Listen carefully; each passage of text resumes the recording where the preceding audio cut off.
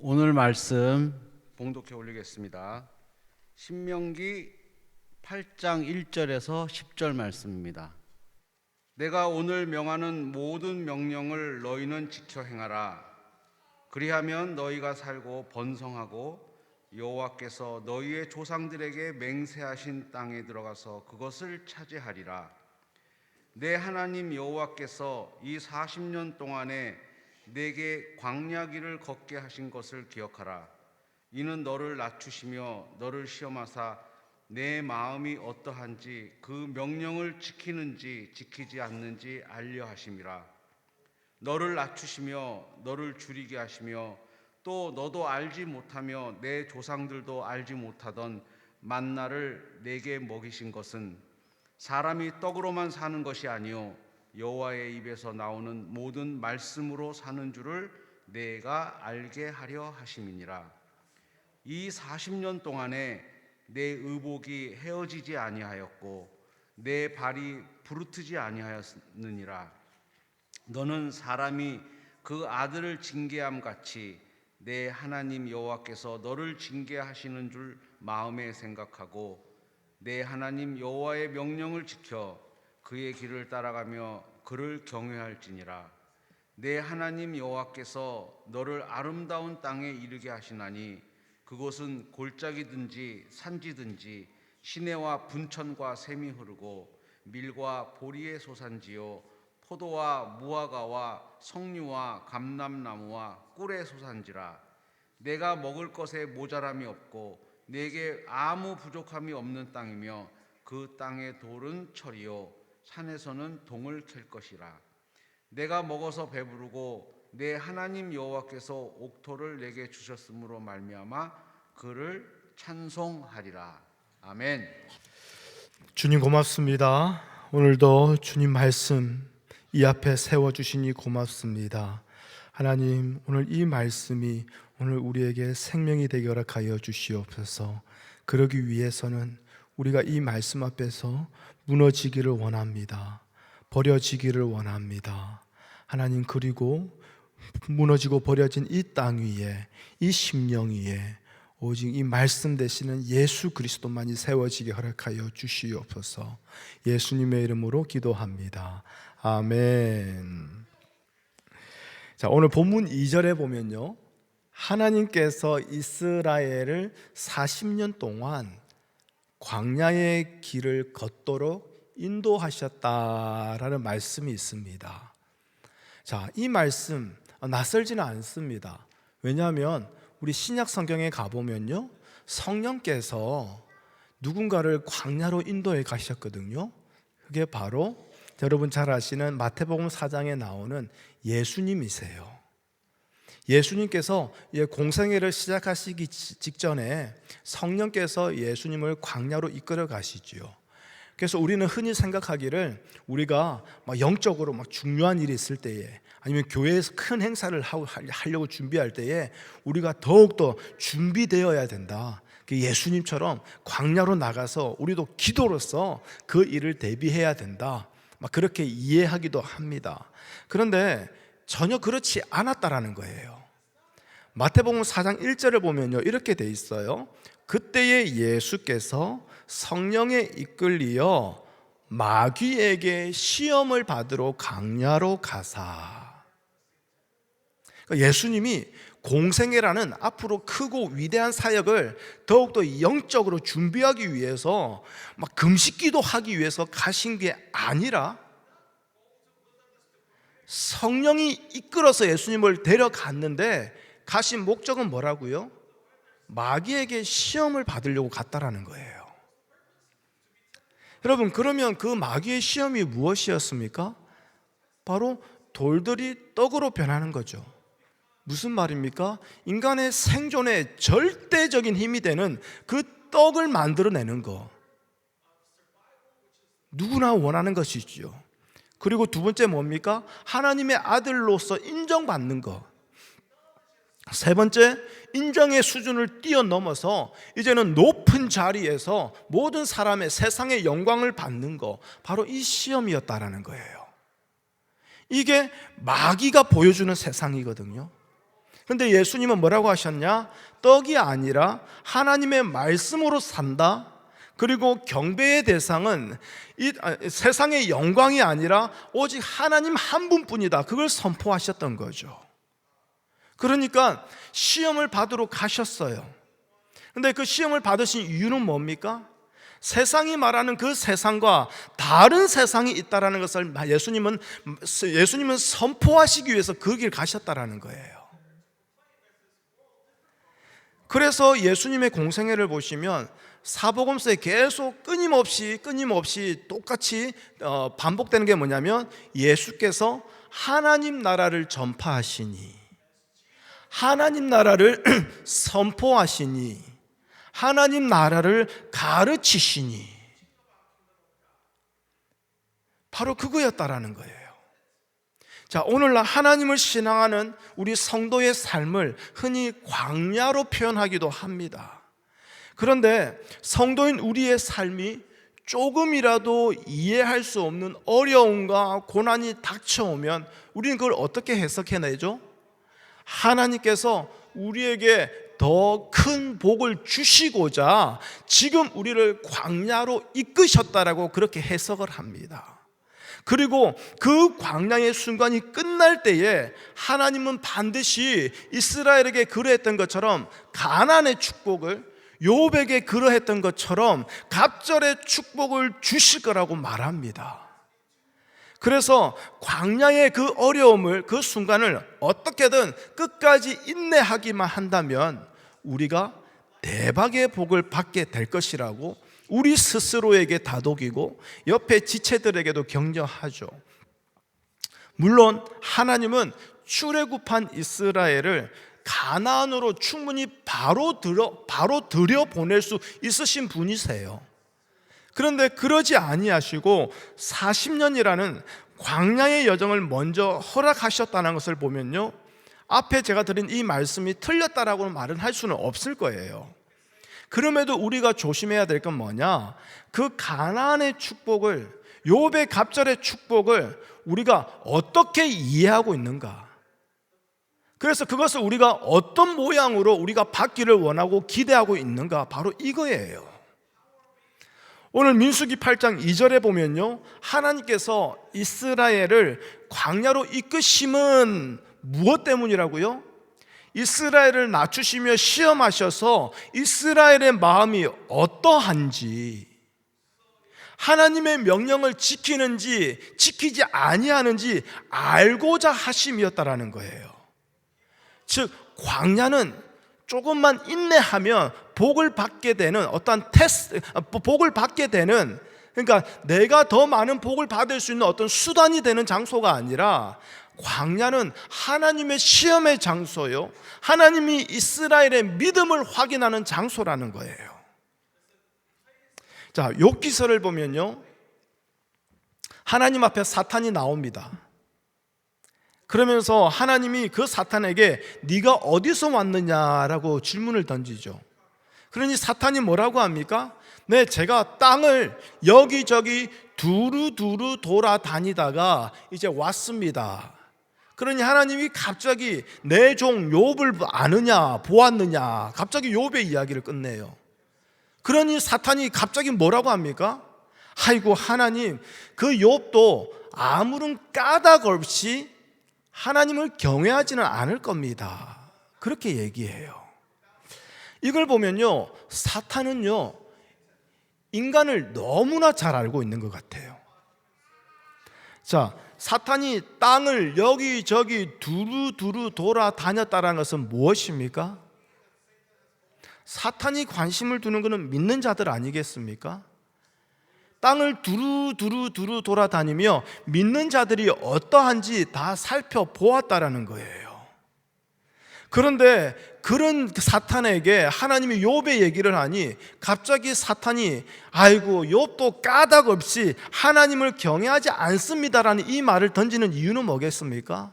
사탄이 이 땅에 교회 다니는 사람들, 하나님을 믿는다고 하는 사람들, 자기가 다 두루두루 살펴보고 왔는데 그들이 하나님을 믿는 이유가 다 똑같더라는 거예요. 그게 무엇입니까? 하나님이 지켜주시고 보호해주시고 잘되게 해주셨기 때문에 하나님을 믿고 있다라는 거예요.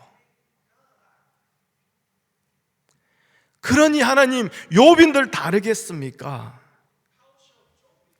바로 그 얘기를 하는 거죠. 그런데 이런 사고방식이요, 욥의 친구들에게서도 그대로 드러나지 않습니까? 이런 고난을 그 욥이 받게 되는 것은, 이런 고통이 욥이 받게 되는 것은 네가 필히 몰래 지은 죄가 있기 때문일 거야. 그리고 그 죄를 하나님 앞에서 회개하지 않아서 네가 지금 이렇게 벌 받는 거야. 그러고 난 뒤에 뭐라고 합니까? 내 시작은 미약하였으나 내 나중은 심히 창대하리라. 이게 결국 무슨 말입니까? 네가 지금 비록 이 자리에 있지만 회개하면 이제 너는 이 모든 질병은 끝나고 모든 고통은 끝나고 이제는 놀라운 축복을 받게 될 거야. 회개하여 하나님 앞에 의인으로 서게 되면 하나님은 의인은 축복해 주는 분이셔. 이렇게 말하고 있는 거죠. 그런데 이 말이 우리에겐 전혀 부담감이 없어요. 왜냐하면 우리도 이렇게 생각하고 있기 때문이죠. 그런데 왜 이게 잘못된 말입니까? 하나님의 복과 저주는 내가 하기 나름이라는 그 생각이 박혀 있는 거예요. 하나님의 복도 내가 하기 나름이고 하나님의 저주도 내가 회개만 한다면 다 끊어낼 수 있다. 하나님의 주권이 아니라 내가 주권자가 되어서 하나님의 복과 저주도 내가 조절할 수 있다. 여러분, 이게 사탄 아닙니까? 그런데 내가 어떻게 하기에 따라서 이 모든 것을 우리가 결정할 수 있고 누릴 수 있다. 이 범위를 벗어나게 되면 그러면 그때 우리는 혼란스러워지는 거예요. 이게 바로 이스라엘 아닙니까? 이게 오늘날 교회 다니는 이 땅 여기저기 두루두루 다니며 사탄이 확인했던 그런 교회 안의 성도들 모습 아닙니까? 하나님의 택함으로 말미암아 출애굽하게 되었습니다. 그래서 자신들은 하나님의 선민이라고 생각했습니다. 하나님의 선민이기에 하나님이 함께 하시고 하나님이 자신들을 인도하고 계신다고 생각했습니다. 그런데 왜 우리가 이 고통을 겪게 되는지, 왜 우리가 이 고생을 하게 되는지 이걸 이해하지를 못하는 거예요. 하나님이 함께 해주시면 우리에게 좋은 일, 감사한 일, 형통의 일이 일어나야 되는 거 아닙니까? 그런데 이 범위를 벗어나 버리니 이걸 이해할 수가 없는 거예요. 그런데 하나님은 광야에서 그들의 믿음의 여부를 확인하고 밝히기를 원하시는 분이라는 거예요. 근데 우리는 이것을 생각하지 않아요. 자꾸 광야를 건너뛰어 가려고 그래요. 광야를 피해 가려고 그래요. 어떻게든 광야를 맞닥뜨리지 아니하고 천국 가려고 그래요. 이게 무슨 말이냐면 매주 교회만 나오면 예배만 드리면 기도만 하면 11조와 여러 가지 교회 생활만 지키면 광야를 피해 갈 거라는 그 기대감이 우리 안에 다 있지 않습니까? 혹시 물질에 갑작스러운 구멍이 생긴다면, 혹시 갑자기 건강에 이상 신호가 온다면 우린 첫 번째 드는 생각이 뭐죠? 아이고 11조 떼어 먹었던 것 때문에 그랬나? 내가 지난 주일을 제대로 안 지켜서 그랬나? 하나님이 내게 이 일을 맡기셨는데 내가 못한다고 거절해서 그랬나? 그게 우리 생각이지 않습니까? 그러니 내가 어떻게 하면 광야를 피해 갈 수 있을 거라는 그 기대감이 우리 안에 다 있지 않습니까? 그리고 광야를 맞닥뜨리지 아니하고 그 고난과 어려움을 피해 간다면 그것을 우리는 하나님의 도우심이라고 말하잖아요. 설령 이미 나의 세대는 too late, 그래서 나의 세대가 아니더라도 내 자녀의 세대에는 나의 기도의 열매가, 나의 신앙의 열매가 어떻게든 그들에게 이루어져서 그들이 광야를 피해가는 복을 받기를 우린 또 계속 기대하고 있지 않습니까? 그런데 하나님은 우리를 가나안으로, 하나님의 그 약속의 땅으로, 천국으로 인도하시기 전에 반드시 광야를 거치게 하시는 분이라는 거예요. 이스라엘이 그랬고요, 예수님이 그러했습니다. 그러면 우리는 어떻게 될까요? 당연히 반드시 광야로 인도함을 받는 존재라는 거예요. 그 이유는 뭐라고요? 바로 3절의 중반 부분부터 나오죠. 사람이 떡으로만 사는 것이 아니요 여호와의 입에서 나오는 모든 말씀으로 사는 줄을 내게 알게 하시기 위해서라는 거예요. 이게 무엇입니까?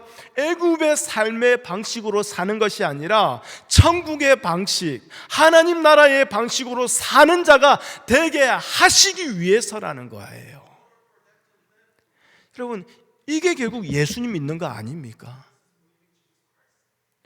우리가 정말 예수님을 믿는 자로서 이 땅을 살아가고 있다면 지금 우리가 무엇으로 이 세상을 살아가고자 하고 있는지, 무엇을 쫓아가고 있는지 그것을 찾아서 버리게 하는 것, 그게 바로 광야라는 거예요.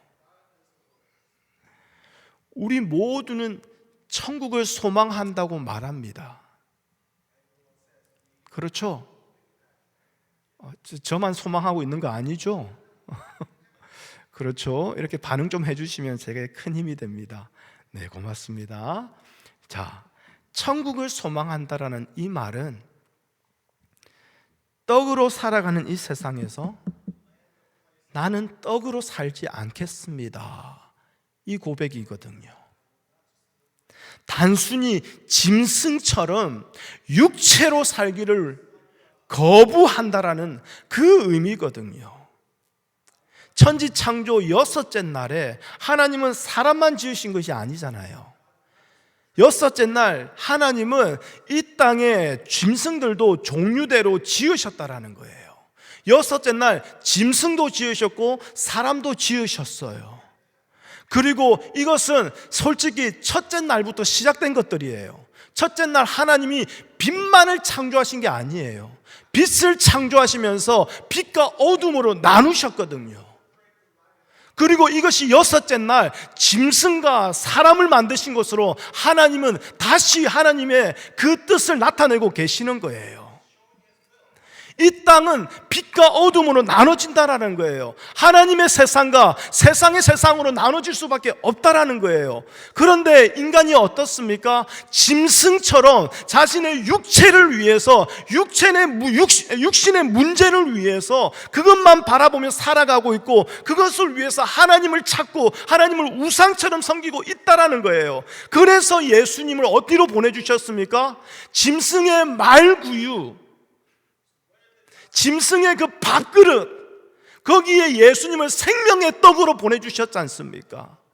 짐승만 가득한 그 구육간에 예수님이 그들의 밥그릇에 생명의 떡으로 오신 것, 그게 바로 성탄 아닙니까? 그래서 거기서 생명의 떡이 되시는 그 예수님을 믿고 만나며 그 예수님의 생명의 떡을 먹는 자, 그 자는 어둠이 아니라 빛의 세계로, 죽음이 아니라 생명의 세계로 옮겨지게 되는 것. 그게 창세기부터 예수님이 오시는 이 모든 성탄까지 하나님이 우리에게 보여주시는 거 아닙니까? 그러니 생명의 떡이신 예수 그리스도, 하늘로부터 내려주신 그 만나 되시는 예수 그리스도를 영접하고 먹는 자는 결코 애굽의 떡, 이 땅의 떡을 구하며 사는 그 방식에서 매일 수 없다라는 거예요. 이것이 뭐라고요? 출애굽인 거예요. 그 몸뚱아리만 애굽에서 벗어나는 것이 출애굽이 아니라 삶의 방식이 달라지는 것, 이게 출애굽이죠. 그런데 자꾸 이렇게 말씀드리니까요, 아이고, 이 땅의 떡을 자꾸 부정하려고 하시는 분들이 있어요. 그래서 오늘 점심도 나는 안 먹어야지, 하나님 말씀으로만 살기로 목사님 저는 작정했습니다. 그러고 난 뒤에 우리 이호 집사님 어제 말씀하시더만요, 바쁠 때에 점심 안 드시고 날 때는 저기 피자 오더 해가지고 이제 맛있게 드시면서 간다고 하시더라고요. 여러분, 교회에서 밥 안 먹는다고 여러분 그게 하나님의 말씀으로 사는 거 아니에요. 여러분, 우리의 육체의 생존을 위해서 이 땅의 떡은 반드시 필요합니다. 그런데 그것을 먹지 마십시오, 그 얘기를 하는 것이 아니라 그 떡이 없어도 염려하지 않는 신앙, 그 떡 때문에 믿음이 흔들리지 아니하는 그 천국의 방식, 하나님의 나라의 방식을 저는 지금 말씀드리고 있는 거예요. 그래서 예수님께서 무엇을 먹을지, 무엇을 입을지, 무엇을 마실지 염려하지 말라고 말씀하신 것은 뭡니까? 세상의 그 육체의 수준의 짐승과 똑같이 자기 욕심에 붙들려서 살아가지 말라라는 것 아니겠습니까? 여러분, 이스라엘은요, 광야에서 오직 하나님이 주신 것으로 살았던 자들이에요. 자기의 손으로 만들어서 뭘 먹었거나 하나님 그들의 이마에서 땀을 흘려서 수확한 것으로 먹었던 자들이 아니었어요. 오히려 애굽에 먹을 것을 구했던, 애굽의 고기와 마늘과 부추를 구했던 그들에게 하나님이 주셔서 먹게 하신 것은 하늘에서 내려온 만나였던 거예요. 애굽의 것이 아니라 이제는 하늘에서 하나님의 은혜로 내려주시는 그 하나님의 말씀이 너희를 살리는 것이다. 하나님은 그것을 가르치신 것이지요. 오늘 우리는요, 광야에 살고 있는 자예요. 광야, 바로 애굽의 방식이 버려지기를 요구받는 곳이에요. 그런데 많은 성도들이 오해를 해요. 애굽의 것을 포기해야 하고 애굽의 것을 버려야 하는 곳인데, 오히려 반대로 애굽의 것을 더욱 든든하게 세우기 위해서 뭔가 열심히 하는 거, 이걸 자꾸 신앙생활이라고 생각해요. 기도합니다, 선한 일도 합니다, 교회에 충성하고 봉사하려는 이 모든 것들이 애굽의 것을 포기하고 내려놓고, 그래서 말씀만을 붙들며 사는 가운데에 자연스럽게 나오는 믿음의 행위가 아니라 더 많은 애굽의 고기를, 더 많은 마늘을, 더 많은 부추를 받아보고자, 그래서 자기의 소유를 늘려보고자, 그러면서 그것으로 나의 신앙은 하나님께 복받은 좋은 믿음이라고 증명해 보고자, 그렇게 광야에서 애굽의 것을 찾아다니는 거예요. 그리고 그게 끝이 아니지요. 그렇게 많은 건 애굽의 것을 가지고 있으면 다른 사람들에게 인정받고 다른 사람들에게 믿음 좋은 분이라고 영광과 높임을 받습니다. 사탄의 시험 아닙니까? 결국 광야에서 애굽의 것을 더 가지기 위해 그렇게 사탄의 시험에 놀아나고 있는 것이지요. 광야에 서 있다고 하면서 포기가 아니라 더 깊은 집착과 미련에 빠져들고 있는 거죠. 그런데 여러분, 하나님이 행하신 것을 보십시오. 하나님은 그들을 더욱 낮추기 위해서, 포기하게 하시기 위해서 그들을 광야로 인도하시고 시험하셨다라는 거예요. 여러분, 높은 자리에서는요, 누구든지 하나님을 부를 수 있어요. 부자가 되고 자녀가 잘 되고 가족이 평안하고 행복할 때 하나님이 도움이시며 생명이시라는 거 누가 말하지 못하겠습니까? 그런데 하나님은 높은 자리를 쳐서 낮은 자리로 끌어내리시고, 그리고 그곳에서 우리에게 물어보시는 거예요. 이렇게 해도 하나님의 명령을 지키며 살래? 이렇게 해도 하나님을 생명 다해 사랑할래? 이렇게 해도 하나님 한 분만 믿고 따라갈래? 혹시 지금 낮은 자리, 고난과 고통의 자리에 처해 있습니까? 그렇다면 지금 그곳에서 여러분의 기도는 무엇인지요? 그 고난의 문제를, 그 고통의 문제를 내가 원하는 대로 해결해 달라는 거 아닙니까? 정말 하나님을 알고요, 지난 주일 말씀처럼 하나님을 기억하고 사는 자라면 그 자리에서 하나님 이렇게 해결해 주세요라는 나의 기도보자 그래도 내 입에서 나오는 말씀으로 살아갈래 라는 하나님의 음성을 먼저 들을 수 있어야 되는 거예요. 이스라엘이 거쳤던 그 광야에 예수님이 이 짐승과 같은 이 세상에서 생명의 세상을, 하나님 나라를 선포하셨던 그 광야에 지금 내가 거하고 있다는 거, 그걸 발견하셔야 되는 거예요.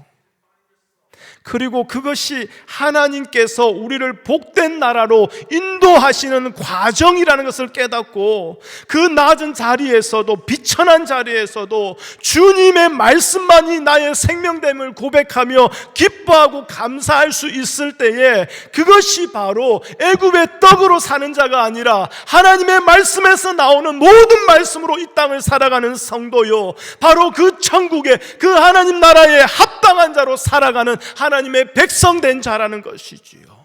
그러니 우리가 기억해야 될 것은 무엇입니까? 여러분, 광야는 우리를 높여주는 곳이 아니라는 거예요. 오히려 낮추는 곳이라는 거예요. 내가 복이라고 말하던 거, 그걸 받아낼 수 있는 기회가 되는 곳이 아니라 오히려 그 모든 것을 버려야 하는 곳이라는 것이지요.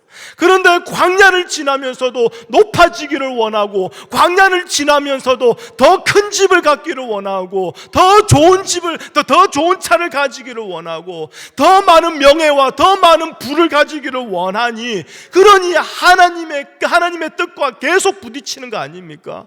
계속 갈등되는 거 아닙니까? 하나님이 이해되지 않는 거 아닙니까? 그러니 결국 시험 들었다 하다가 나중에는 그렇게 기도해봐도 별 소용없더라, 그렇게 예배드려도, 그렇게 금식해도 아무런 소용없더라, 그러면서 결국 하나님과 원수가 되어버리는 거 아닙니까? 그런데 대놓고 하나님과 원수 되지는 못해요. 죽어서 천국은 가야 될 것 같아서. 이것이 많은 성도들이 하나님을 믿으면서도 갈등하고 방황하는 이유 아닙니까? 광야에서 낮아지기보다, 버려지기보다는 애굽의 것을 더 가지기를 원하니 결국 무슨 말입니까? 하나님을 모른다라는 거예요. 하나님을 오늘 만나지도 않고 있다라는 거예요. 하나님 얘기하면 15년 전에, 20년 전에, 40년 전에 그때 기도하다가 막 몸이 뜨거워지고 넘어지며 자빠지며 그때 그 하나님만 얘기하지, 오늘 나를 만나시는 하나님은 생각하지도 아니하고 오늘 나를 만나주시는 하나님은 기억하지도 않고 있다는 거 아닙니까? 그러니 광야에서 살고 있다고 하면서도 애굽의 영광을 어떻게든 한번 누려보고자 교회 생활하고 있는 거 아니냐, 이 말입니다. 여러분, 하나님이요, 이토록 우리를 광야로 이끄시는 것은 우리에게는 천국이라는 진짜 삶이 있기 때문이라는 거예요. 하나님과 얼굴과 얼굴을 대하며 그분의 음성을 듣고 그분 앞에 모든 면류관을 내어놓으며 모든 영광과 찬송과 존귀와 능력을 하나님 면전에서 올려드리며 예배하는 그 천국의 삶, 예수님이 계시는 그곳, 그 진짜 성도의 삶이 있기 때문에 하나님은 이토록 우리를 광야로 이끌어 가시는 거 아닙니까? 그래서 광야는요, 약속의 땅을 위해서 준비된 것에 불과하는 거예요. 여러분 보십시오. 4절의 말씀을 보시면요, 발이 부르트지 아니하셨다라고 말씀하십니다. 이것은 무슨 말이겠습니까? 신발을 좋은 것으로 준비해 주셨다, 그게 아니에요. 여러분 혹시 군대 가보셨습니까? 거기서 여러분 뭐 천리 행군 이런 거 해보셨습니까? 저는 해군으로 갔다 왔기 때문에 저희들은 뭐 이렇게 뭐랄까 이렇게 막 이렇게 뒤에 뭐 커다란 백팩을 메고 이런 것까지는 하지는 않았습니다. 그래도 훈련소 때에 그 총을 들고 진해 그 보면 천자봉이라는 아주 높은 산이 있습니다. 거기를 하루 12시간 동안 천자봉까지 올라갔다가 내려왔다를 이거를 구보로 반복을 해요. 이거 누가 하고 싶어서 하는 사람 아무도 없어요. 충분히 해낼 수 있는 능력이 있어서 힘이 있어서 하는 애들 아무도 없어요. 그런데 어떻게든 기합받고 꾸역꾸역 욕들어 먹으면서 억지로 그걸 해냅니다. 그러고 난 뒤에 저녁에 내무반에 들어오면 발이 어떻게 되는지 압니까? 난리예요. 부르트고요. 그 다음에 물집이 생기고요. 그래서 바늘로 실로 그 안에 물집, 그 물을 빼내고요. 여러분, 그럴 때에 발이 부르트는 거 아닙니까? 근데 하나님이 그들의 발을 부르트지 아니하였다는 것은 무슨 말입니까? 군대에서 천리 행군하듯이 이스라엘을 무리하게 기합 주면서 욕하면서 억지로 강압적으로 그들을 인도해 가셨다, 그런 적이 없었다라는 거예요. 그걸 어디서 알 수 있느냐? 의복이 해하지 않았다라는 거예요. 40년 동안 광야에 있었는데 의복이 해하지 않았다는 것은 무슨 말이겠습니까? 태어날 때 입었던 의복이 40살이 되도록 자동으로 쭉쭉쭉쭉쭉 커져가지고 해하지 않았다? 그거 아니에요. 원어로 보면요, 그들의 옷이 다 낡아져서 헤어질 때까지 하나님이 내어버려 두시지 아니하셨다. 그건 무슨 말입니까? 그들이 필요한 옷을 하나님이 그들이 만들 수 있도록 충분한 재료를 하나님은 계속 그들에게 공급하시고 허락해 주셨다라는 거예요. 만약 광야가 그들의 진짜 삶이었다면 하나님은 그들을요 발이 부르트도록 그곳에서 훈련시켜서 그곳에서 성공한 자로 하나님은 세우셨을 거예요. 그런데 하나님은 그렇게 하지 않았다라는 거예요. 왜냐하면 이 광야가 우리에게 진짜 삶이 아니기 때문에 그런 거예요. 이 광야는, 이 땅의 삶은 우리를 하나님 나라에서 그 나라의 백성답게 살 수 있는 자 되게 하기 위해서 그 하나님 나라에 필요 없는 것들을 버리게 하시도록 하기 위해서 주어진 순간이라는 거예요.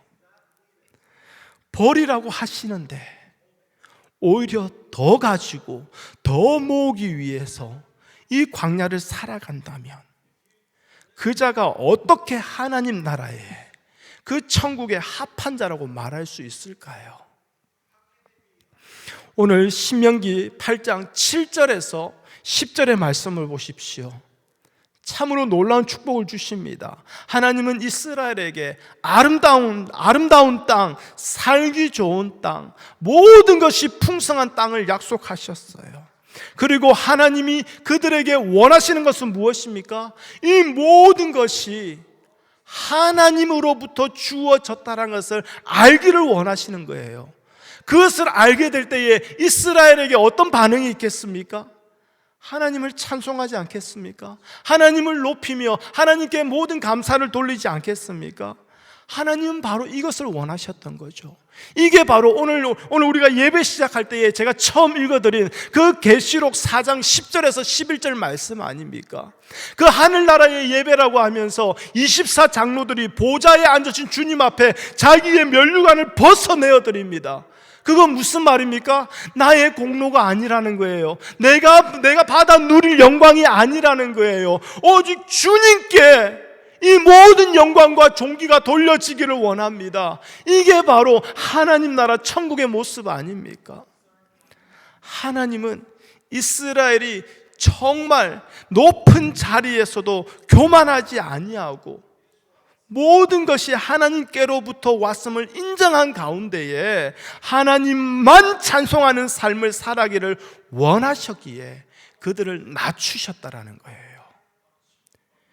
작은 일에 충성하는 자에게 큰 일을 맡기시는 주님, 그러면서 주인의 즐거움에 참여하게 하시는 그 하나님의 그 방식을 우리가 깨달았다면요, 결국 낮아지는 이 광야의 삶, 이 광야의 자리는 결국 하나님께서 우리를 영원한 천국으로 인도하기 위한, 하나님이 영원히 함께하기를 원하시는 하나님의 사랑 아니겠습니까?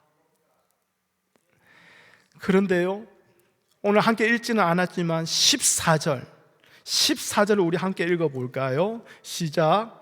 내 마음이 교만하여 내 하나님 여호와를 잊어버릴까 염려하노라. 그리고 17절입니다. 시작. 그러나 내가 마음에 이르기를 내 능력과 내 손의 힘으로 내가 이 재물을 얻었다 말할 것이라.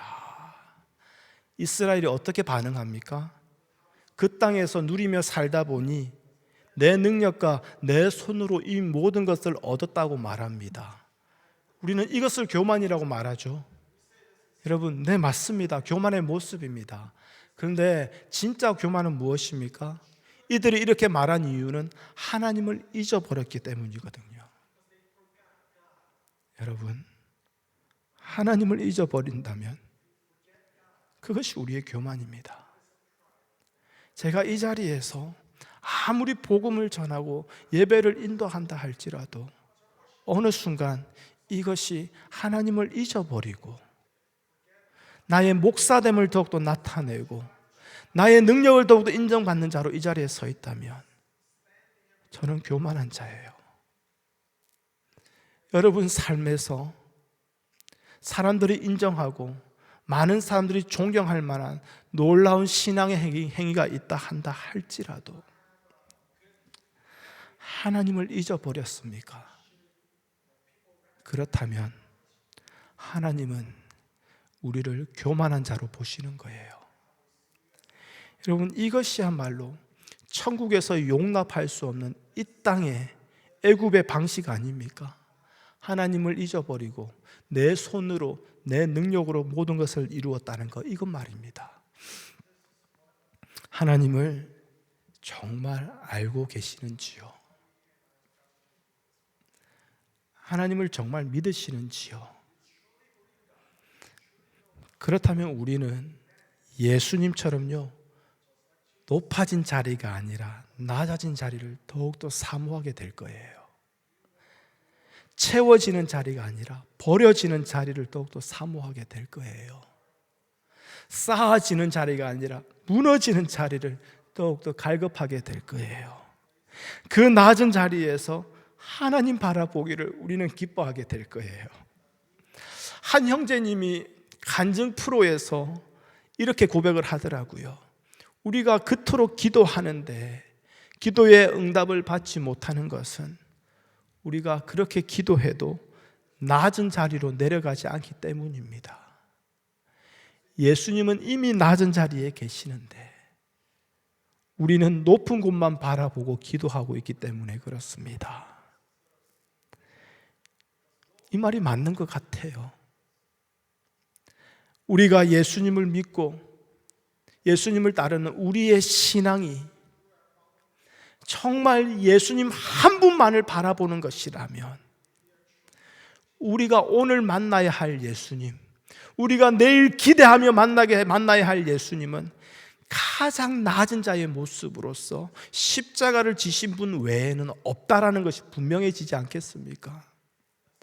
그분이 우리에게 길이요 진리요 생명이시라면 우리는 왜 낮아지는 것을 그렇게 싫어할까요? 버려지는 것을 왜 그렇게 고난이라고, 왜 하나님이 벌 주셨다라고 그렇게 얘기할까요? 여러분 마음속에 정말 낮아진 자리에 오신 그 예수님이 살아 계십니까? 그렇다면 우리는 낮아진 자리를 외면하지 못할 겁니다. 하나님이 나를 낮추실 때에 내가 그 낮은 자리에서도 변함없이 하나님의 말씀으로 살기를 힘쓰는 내 자신의 모습이 정말 믿음의 행위로서 자연스럽게 열매 맺어질 수밖에 없다라는 것이지요. 여러분, 이것을 매일 발견하고 이것을 매일 그렇게 살고자 애쓰고 힘쓰는 거, 그게 바로 우리가 살아가는 이 땅의 삶이라는 거예요. 이것을 바로 광야라고 말하는 것이에요. 그런데 많은 성도들이 이걸 생각하지 않아요. 이 땅의 삶을 어떻게 생각합니까? 천국 가기 전에 그냥 육신을 가지고 잠시 살아가는 장소라고 생각합니다. 그래서 교회 생활 할 것만 적당히 하면 천국은 간다라고 생각하고 있습니다. 여러분, 이게 뭡니까? 지금 우리의 몸은 교회에 있더라도 애굽에 여전히 매여서 살아가고 있는 자의 모습 아니겠습니까? 여러분, 기억하십시오. 광야는 결코 고생의 장소가 아니에요. 고생의 장소라고 생각하면요, 우리는 아무것도 배우지 못해요. 어떻게든 벗어나려고만 할 거예요. 어떻게든 피하려고만 할 거예요. 그런데 여러분은 광야는요, 고생이 아니라 하나님께서 사랑하시는 그 자녀에게만 베푸시는 은혜라는 거예요. 자녀가 아니면 로마서 말씀처럼 하나님은 그냥 내버려 두세요. 하나님을 믿지 아니하고도 내가 내 손으로 내 능력으로 이렇게 많은 돈을 벌었고 내 가족 잘 살고 행복하니 하나님 어디 있어? 여러분, 그 말 하도록 내어버려 두신 그 자체가 이미 하나님의 심판이라는 거예요. 여러분, 우리는요, 바로 이 땅을, 이 광야를 이 땅의 떡으로 사는 자가 아니라 하나님의 말씀으로 살아가는 자로 부름받은 거예요. 이것이 이해되어지고 이것이 보여질 때에 광야가 사랑으로, 은혜로, 하나님의 긍휼로 우리에게 다가오게 되는 거예요. 그래서 고난과 어려움으로 낮아질 수밖에 없는 그런 형편 가운데 계십니까? 오늘 5절 말씀처럼 그것은 내가 하나님의 자녀이기 때문에 하나님이 지금 나를 낮추고 계신다라는 거, 그것을 볼 수 있기를 바랍니다. 무슨 말이냐? 바로 그 장소가, 그 광야가 바로 내가 하나님의 자녀라는 것을 다시 확인하게 되는 은혜의 순간이라는 거예요. 나를 향한 하나님의 사랑이 다시 확정되는 축복의 순간이라는 거예요. 그리고 마지막으로 제가 높아심에 다시 한 번 더 말씀드립니다. 떡이 아니라 말씀으로 산다라는 거, 이걸 자꾸 성경을 내 옆에 끼고 부지런히 누구보다 성경을 많이 읽는 거, 그리고 그 안에 나오는 대로 내가 실천해 보는 거, 그러면 이것이 나에게 복이 되어서 이 세상에서 잘 살게 된다라는 거, 여러분, 이거 아닙니다. 이것은요, 먹고 마시고 입는 것을 내가 어떻게든 해결해 보고자 하나님의 나라와 의를 구해보는 척하는 것, 그것과 전혀 다를 바 없는 우상 숭배예요. 우리는 애시당초 하나님의 능력으로 살아가게 창조된 존재예요. 그래서 지금까지 하나님의 능력으로 우리는 살아온 것입니다. 내 힘과 능력으로 내게 필요한 것을 내가 얻어내며 살아온 것이 아니라는 거예요.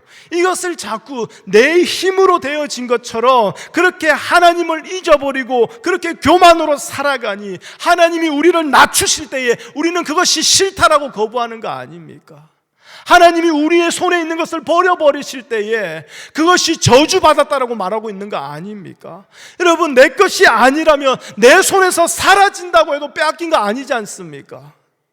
내 것이 아니라면 내 손에서 잊어버렸다고 한다 할지라도 그것이 나에게 잘못된 거 아니지 않습니까? 그런데 그럼에도 불구하고 그것 때문에 내 마음이 상하고 내 마음이 불편하시다면, 그래서 오늘 우리의 기도가 여전히 내 손에 있는 것을 빼앗기지 않기 위해서, 잊어버리지 않기 위해서 그렇게 하고 있다면 여러분, 다시 광야에 세워지기를 바랍니다.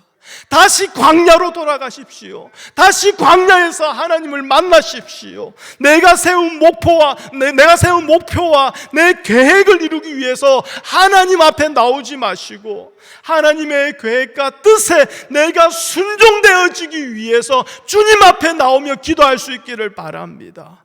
왜냐하면 우리는요, 아무리 난다 긴다 한다 할지라도 결국 하나님이 일하시는 그 범위 안에서만 살아갈 수 있는 존재이기 때문에 그래요. 그래서 말씀으로 사는 자는요, 나에게 주어진 하나님의 범위 안에서 순종하며 살아갑니다. 그런데 이 땅에 떡으로 사는 자는 뭡니까? 이 범위를 만족하지 못하고 항상 벗어나가고자 해요. 그래서 하나님과 같이 돼보려고 해요. 그래서 지금 내 눈에 보암직도 하고 먹음직도 하는 거, 그것을 위해서 이 범위를 자꾸 내 힘으로 벗어나려고 해요. 그런데 결국 남는 것은 뭡니까? 실망이며 실패지 않습니까? 그러니 결국 두려움으로 살아갑니다. 신앙생활도 내가 지난 한 주 동안 지은 죄가 다른 성도들에게 들켜지고 보여지게 될까봐, 내 지금 하나님과의 관계가 다른 성도들에게 보여지게 될까봐, 교회에서는 내가 만든 무화과 나무 치마로 나를 꽁꽁 둘러서 아닌 것처럼 두려워하며 그렇게 신앙생활 하고 있다라는 것이지요. 여러분, 높아지고자 하는 나의 목표가 아니라 낮은 자리로 이끌어 세상의 사고방식을 버리게 하시는 그 하나님의 일을 바라보시고 나오시기를 바랍니다. 그럴 때에 우리는 나를 낮아지게 한 자리, 나를 버리게 한 자리, 내 손의 것을 앗아간 그 자리, 그 사건에서 더할 나위 없는 하나님의 은혜와 사랑을 보게 되는 겁니다. 여러분, 이것이 바로 하나님의 명령을 지키는 거예요. 하나님의 말씀대로 살아가는 거예요. 언제나 나를 보지 아니하고 낮은 자리에 처하신 예수님을 바라보는 것, 그리고 그 십자가의 피로 인해서 오늘을 살고 있는 내 자신을 발견하는 것, 이게 바로 말씀대로 사는 것이요, 이것이 바로 그 하나님 나라의 합당한 자의 모습이라는 것이지요. 하나님은 이 모든 일을 광야에서 하나하나 이루어 가신다라는 거예요. 이 모든 일을 여러분에게 이 말씀으로 축복하기를 원합니다. 여러분이 죽을 때까지 여러분을 광야에 세워두시고 이것을 하나하나 이루어 가신다라는 거예요. 갑자기 힘 빠지시는 분, 예배 끝나고 다시 저에게 오세요. 오늘 설교 다시 해주겠습니다. 여러분, 그래서 광야를 내가 정착하고 내가 더 많은 것을 세우는 곳이 아니라 나그네로 살아가며 지나가게 하는 것, 그게 바로 믿음 아니겠습니까? 이 믿음이 우리를 세상이 이해하지 못하는 예수 그리스도께 미친 자로 살아가게 하는 거예요. 여러분, 돈에 미치지 아니하고요, 집에 미치지 아니하고요, 예수께 미쳤다면 놀라운 복 아닙니까? 그래서 광야는 우리를 결코 돈에 미치지 않도록, 집에 미치지 않도록, 세상의 자리에 미치지 않도록 내버려 두지 아니하시는 우리 하나님 아버지의 사랑인 거예요. 그래서 광야는 하나님 아버지의 은혜인 거예요. 오늘 우리는 그 자리에 서 있는 자입니다. 기도합니다. 주님, 고맙습니다. 하나님이 우리를 광야에 세워주셨습니다. 그 자리에서 자꾸 오늘도 애굽의 것을 구합니다. 애굽의 것을 더 많이 가지려고 합니다. 광야에 서 있는데, 예수님이 서 계신 그 자리인데 우리는 자꾸 우리의 마음이 다른 곳을 향해 흘러갑니다. 하나님, 이러한 우리를 다시 낮아지게 하여 주시옵소서. 이러한 우리에게 모든 것이 버려지게 허락하여 주시옵소서. 모든 것이 낮추어지고 모든 것이 무너지게 허락하여 주시옵소서. 그리고 그 자리에서 예수님을 바라보게 하시고 예수님의 그 십자가의 피로 말미암아 오늘도 살아가고 있기에 오늘도 예수께 미쳐서 살아가기를 간절히 원하는 이 믿음의 고백을 하게 하시는 그 하나님의 사랑을 다시 누리며 살아가게 허락하여 주시옵소서. 예수님의 이름으로 기도합니다. 아멘.